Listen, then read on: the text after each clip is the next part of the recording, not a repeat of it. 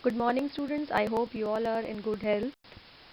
Now, you all know we have already completed one chapter, that is the fundamental unit of life, in the month of April. Today, we are going to start with a new chapter. You're supposed to write the notes, you're supposed to write the in-text questions. So, please pay attention, all of you. Now, before starting with the chapter here, can someone tell me the definition of tissues? Tissues are group of cells that are similar in structure and work together to achieve a particular function. Now here, if I talk about unicellular organisms, can you recollect? You've already learned in 8th standard. Unicellular organisms are the organisms which are made up of one cell, whereas multicellular organisms are the organisms which are made up of more than one cell. Now if I talk about amoeba, amoeba is able to do excretion, respiration, digestion with one cell.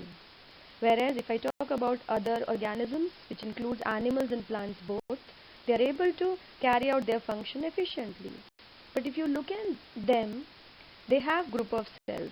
The cells, when they join to form tissues, tissues join to form organs, organs join to form organ systems, and organ systems join to form an organism. Now, what is the importance of tissues in multicellular organisms? If you see, multicellular organisms have millions of cells. Each group of cells is called tissue and it performs a special function efficiently. For example, muscle cells contract and relax to bring movement. Nerve cells carry message and blood. And all are tissues. In plants also, if you see, vascular tissues, for example, xylem and phloem, they also conduct food and water from one part of the plant to other parts of the plant. So multicellular organisms show division of labor. Now let me tell you here the importance of division of labor. I'll give you one example here. Suppose in a class, I give questions to 10 students. 10 questions are there, right? And they are supposed to find out answers to these 10 questions. And one student will find answer to one question only, and there's one more student on the other side to whom I have given all those 10 questions and I have told all of them here to find the best possible answers for these questions. They can refer to n number of resources. Now the next day here, the child who has got 10 questions will be tired. Maybe he or she may search for the answers, look for the answers in various resources. Maybe he or she is able to do it for few questions, maybe for 5 questions, maybe for 6 questions. But here later on here, he or she will be thinking that okay, now it's enough, now I'll be just writing, copying down the answers from some or the other resources. Whereas other 10 group of students here, which to whom I have given only one question, they'll be able to do it well because their work only is what? To find out answer for one question. So they are going to do it efficiently. In the same way here, the group of cells, they become specialized to carry out a particular function. Basically, they all were cells only, but as they have undergone differentiation, de-differentiation, they have changed to tissues, organs, and they have become specialized to carry out their function. In the same way, if I talk about, you being in 9th standard, you'll be going to 10th standard. And after 10th standard year, you'll be opting for various branches, arts, commerce, and science. And then later on here, you'll be pursuing your graduation, post-graduation. That means you are becoming specialized in a particular field. Moving on to the next slide here, let's discuss the type of tissues which are present in plants and animals. Yes, are plants and animals made up of same tissues? Can anyone tell me here, are they having same type of tissues or different type of tissues? Of course, they are having different type of tissues. Why are they having different type of tissues? Let us study that. Let's discuss about the differences in the plants and animal tissues. If you see plants are stationary, whereas animals are mobile. So plants need comparatively less energy, whereas animals need more energy. So plants will be having more of dead cells, whereas animals will be having more of living tissues. Now if I talk about the plants here, plants will get strength due to the presence of the dead tissues, whereas animals will be moving from one place to another place. If you see here, another difference between animal and plant here is pattern of growth. Animals here, they grow till a certain age, whereas plants, they are evergreen. Many times they keep on growing. There are certain parts in the plant which keep on growing. That is why you keep on trimming the branches. You keep on, lopping the branches here. When you lop the branches here, when you trim the plant here, they keep on growing faster. So there are certain parts in the plant which are growing throughout the lifetime. Next difference here, if I talk about the mode of nutrition, plants here, they carry out photosynthesis. So they have specialized cells to carry out photosynthesis so that they can prepare their own food. They are autotrophic. Whereas animals here, they are heterotrophic. They are dependent on the other animals. They have to move from one place to another place in search of food, shelter and mate. That's why they need more energy, more tissues which are living. If you see plants here, the structural organization of organs is comparatively less complex in case of plants, whereas in case of animals here, it is more complex and it is more specialized. Children, you are supposed to note down these questions, first and second question in your notebook, and rest of the questions are there in the in-text, that is on page number 69. You can do those two questions also. So this is the work which you are supposed to do in your notebook along with the notes.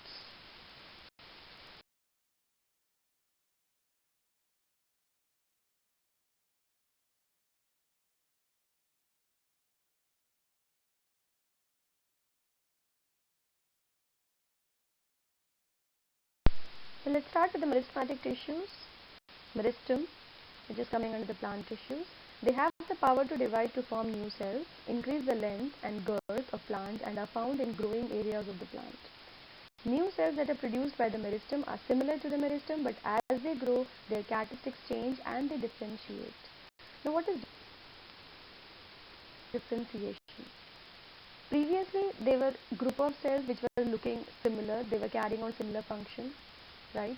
But slowly here they become specialized, and they are specialized to carry out a particular function. The way you are achieving a graduation, post-graduation degree, postdoc degree here, and you become specialized in a particular field, right?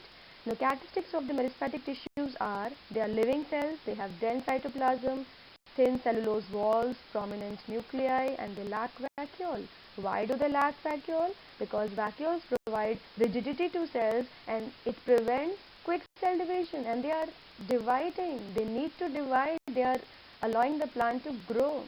So cell needs a dense cytoplasm and soft cell wall for cell division.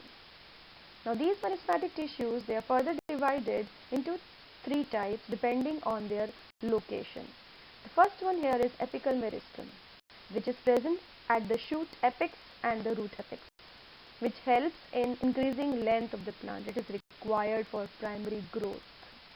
Second meristem here is intercalary meristem. It is present at the base of the leaf, or it is present between the nodes.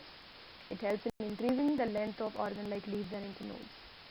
The third one here is lateral meristem, which is found in the woody trees and plants, which is present on the sides of stem and roots. It is further divided into two, cork cambium and vascular cambium. Cork cambium, you must have observed the bark which is found beneath the bark. Vascular cambium, which is found in the vascular bundles, which consist of xylem and phloem, which is a complex permanent tissue. Now what is the function here? It helps in increasing the diameter and girth, which is required for secondary growth.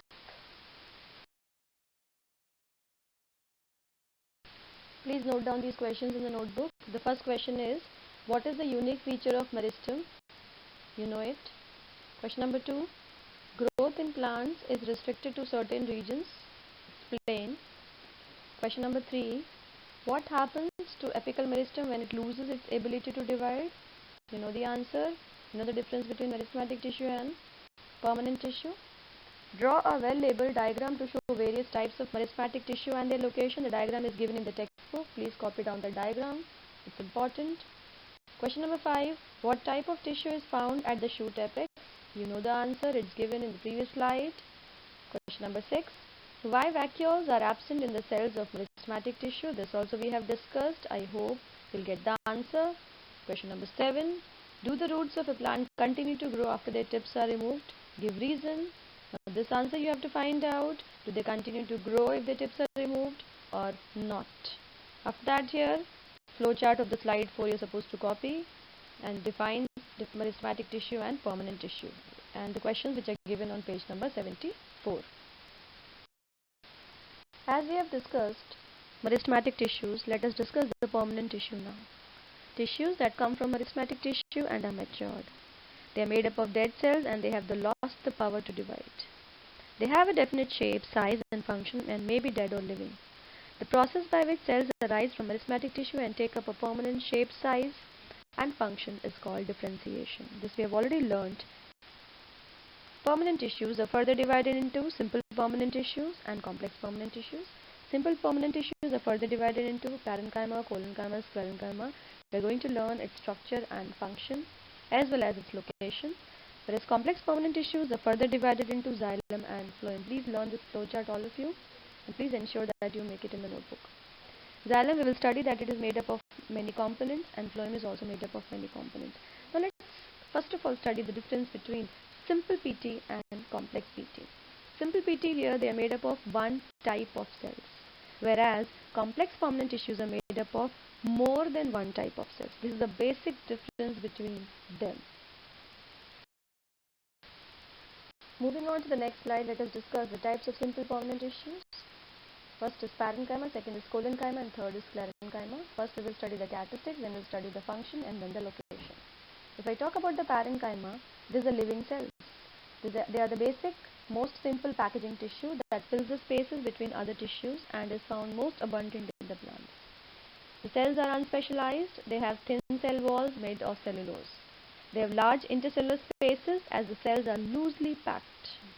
Cells have nucleus, dense cytoplasm and large vacuole.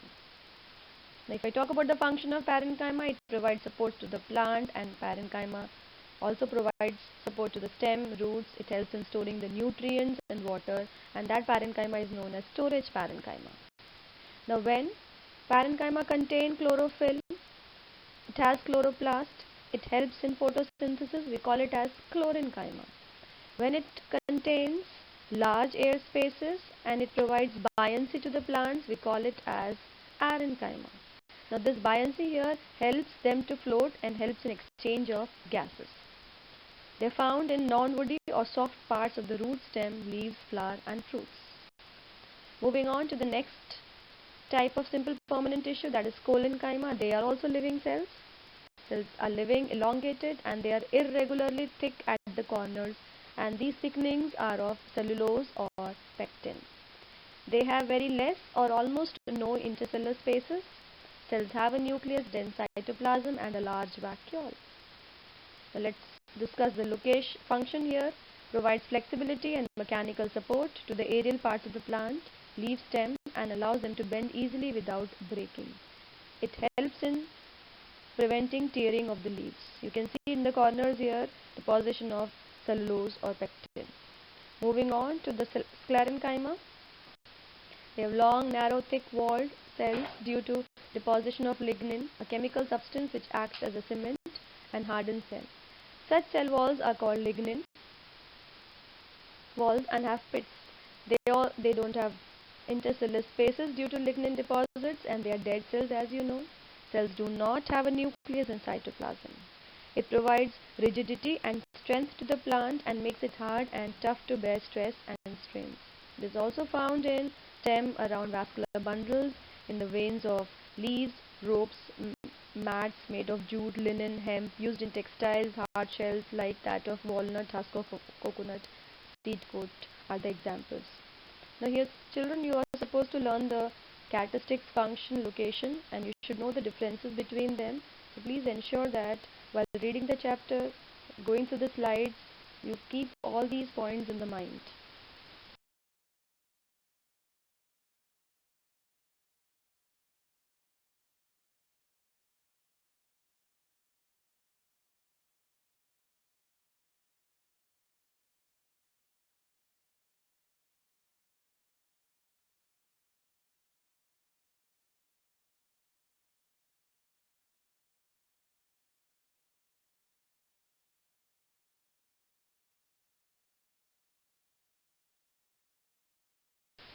Children, as we have completed a few topics, I would like you to copy down these questions and giving you 1 minute. After that, we'll continue. Please note down these questions and try to find out the answers of these questions and do write in the notebook.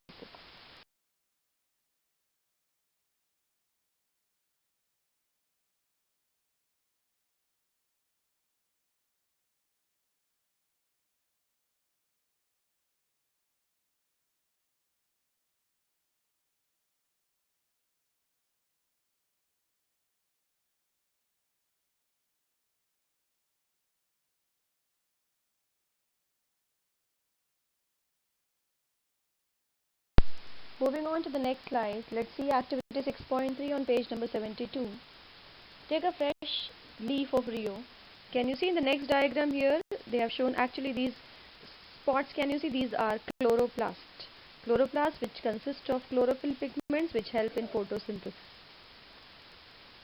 Stretch and break it by applying pressure. While breaking it, keep it stretched gently so that some peel or skin projects out from the cut. Remove this peel and put it in a petri dish filled with water and add few drops of saffron in. Wait for a few minutes and then transfer it onto a slide. Gently place a cover slip over it and observe it under the microscope. When observed under microscope, outermost layer of cells called epidermis is seen. It is a protective layer whose main function is to protect plant from excess hot or cold infection. It is made up of single layer of cells that are flat and no intercellular space. Now just imagine, if these cells are having intercellular space, any organism, any parasite can enter, water can enter and cause infection in the soft tissues of the plant. That is why they act as a protective tissue. Their outer and side walls are thicker than the inner walls. In plants of dry habitats, the epidermis is thick to prevent water loss and has a thick waxy layer of cutin, which is a waterproof substance. If you keep water on a leaf, you must have observed that leaf is not going to absorb water because it has a waxy waterproof layer which is made up of cutin. In aerial parts of the plant, epidermis secretes cuticle, a waxy water-resistant layer made of cutin on the outer surface. Cuticle prevents loss of water, mechanical injury and invasion by parasitic fungi. Epidermal cells of the roots have long hairs which increases the surface area for absorption of water. You can see here, these are stomata. These two, can you see here? The opening, this is the stomata, and the stomata or the pore or the opening is guarded by guard cells. These guard cells, they absorb water, they become swollen and the stoma opens and the water is transpirated out. When guard cells lose water, the stoma closes and plants do not lose water. As you've seen in the previous slide, the stomata are surrounded by the guard cells and then the guard cells are surrounded by the epidermal cells. We have seen the function of the epidermis also. Now let's discuss here the importance of epidermis. The structure of epidermis here, layer of cells covering surface of the entire plant. The way we have skin, many layered skin, which doesn't allow entry of any pathogen. If we have any bruise, if we have a wound, we are supposed to cover that wound or bruise because it is very easy for the pathogens to enter through the opening. So in plants also they have a covering called epidermis. Function, it acts as a barrier to microorganisms and pathogens. Layer is thin and transparent. Allow light to pass through for photosynthesis is the tissue in the tissues below. Now here if I talk about the epidermis which is present in the leaf, it has to be thin, right? Otherwise it will not allow entry of light, and if entry of light is not allowed, plants will not be able to prepare their food. Leaves are not able to prepare their food. So here it has to be thin. Third, epidermal tissues have tiny hairs projecting from surface of epidermis. Trichomes are abundant in some plant leaves. Now here they are found on the stem, epidermal hairs. Leaf trichomes are also there. They trap water to prevent water loss. Root hairs are elongations of epidermal cells in the root. Root hairs increase the surface area for absorption of water from the soil.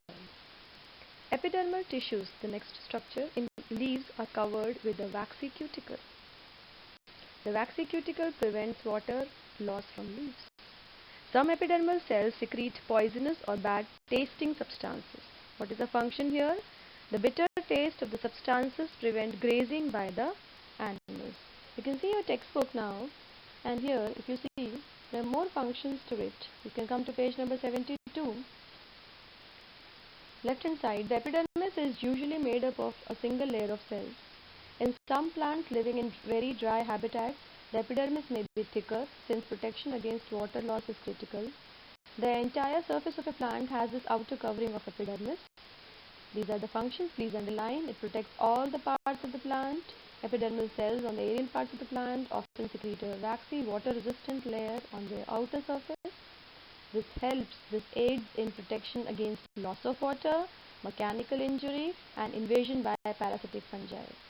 Since it has a protective role to play, cells of epidermal tissue form a continuous layer without intercellular space.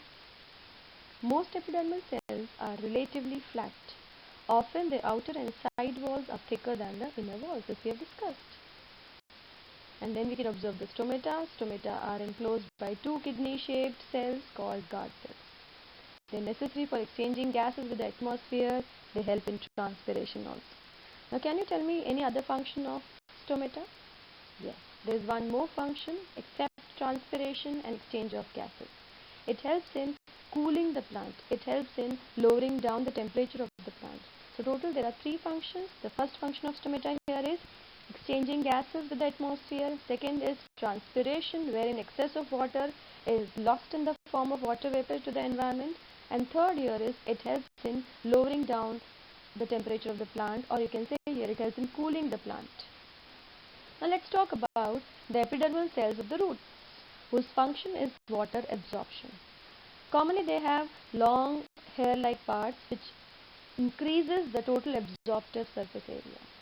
Let's come to the desert plants now. Epidermis has a thick waxy coating of cutin, which we have discussed in the previous slide. We saw the activity also. Now this cutin here is a waterproof quality chemical substance.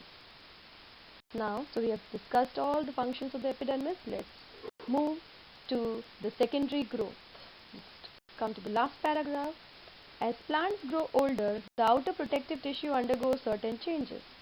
A strip of secondary meristem, just recollect your cambium, recollect your lateral meristem. It replaces the epidermis of the stem.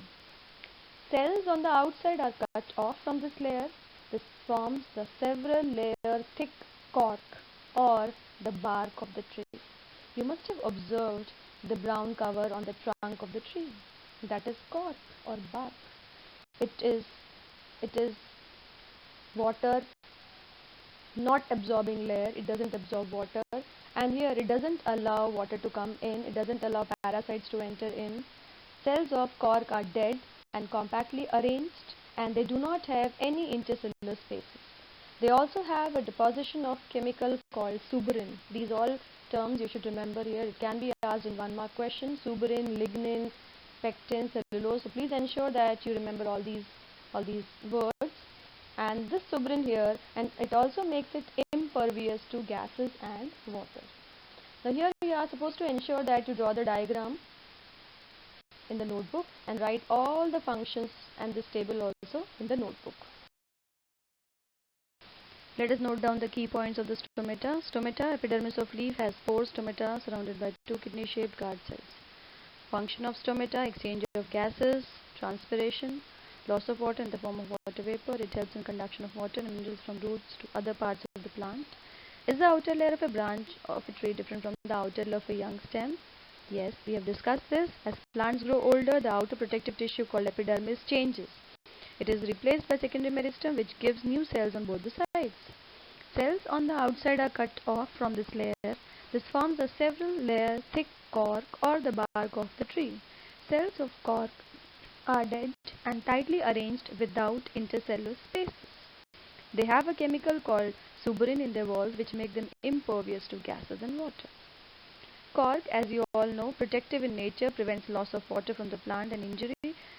As it does not catch fire easily and is light, it is used as an insulator in sports good also. It is being used. You can see here cork cells, ruptured epidermis you can see here. So secondary growth takes place and then the outer layer of epidermis is pushed out, right? And this leads to ruptured growth, and this ruptured epidermis we are calling it as cork. As we have completed the epidermal tissue functions, the functions of the cork, now here there are a few questions. Please all of you note down these questions in the notebook. The first question here is, name the protective tissue present in plants. This is very clear to you.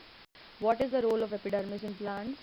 Please note down all the roles of epidermis? All. They have asked only is, but here you are supposed to ensure that you write all. State the characteristics of cells of epidermis. Characteristics also we have mentioned in the PPT. Draw a diagram of leaf epidermal peel showing stomata and label its parts. That is also done. How does the cork act as a protective tissue? The paragraph which is mentioned, on page number 72, last paragraph, you get the answer from that paragraph. Which structure tissue protects the plant body against the invasion of parasite? This also it is the cork, right? So please ensure that you note down these questions. I want answers of all these questions in the notebook. All the best. If you have any doubt, you can write in the chat box.